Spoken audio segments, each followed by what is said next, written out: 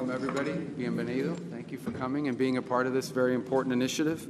It's a critical initiative. Obviously, we start with a strong focus on security, but there's so much more here, and as you've seen from so much more we can work together on.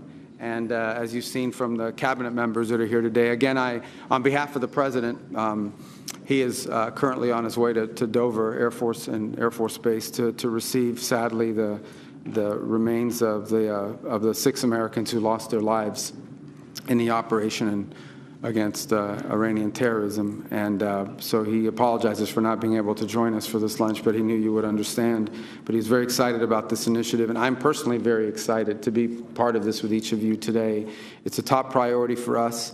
And while there are clearly a focus on the security of the hemisphere, as you can see from the representation in our cabinet, from trade to commerce to energy to treasury, and there is also a focus very strongly on the opportunities we have to work together economically. But you can't have economic progress without security.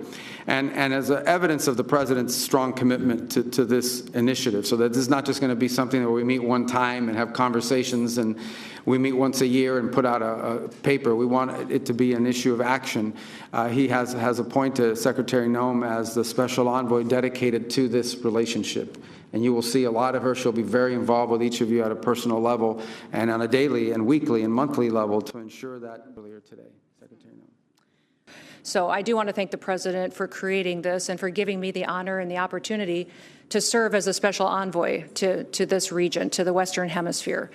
This Shield of Americas will be a powerful example to the rest of the world about what's possible. There's nothing like this happening today anywhere else in the world.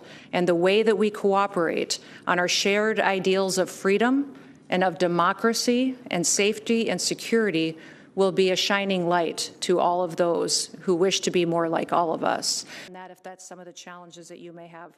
Spent some time in Argentina. In the last year as Secretary of Homeland Security, we have focused on securing our border.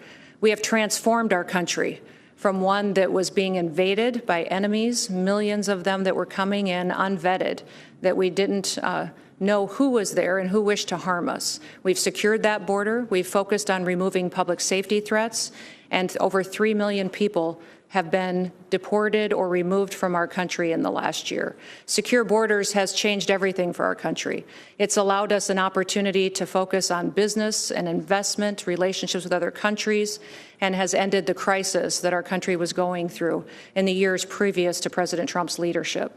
Other countries working with your presidents and leaders, and hope to continue to build on that so that we could have candid conversations about what to do in the future. Our objectives are going to be to destroy the cartels, to go after these narco-terrorists that are destroying our people, killing our children and our grandchildren. We're also going to keep our adversaries at bay, those adversaries that wish to change our way of life and our values that are outside of our hemisphere. We want to ensure that we're continuing to keep them out of our hemisphere and focus on building alliances amongst ourselves and our strengths.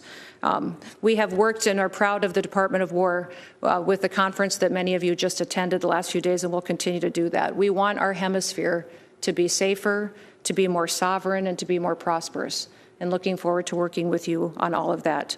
The first objective will be not just on sovereignty, but also migration control, that we will work on economic prosperity.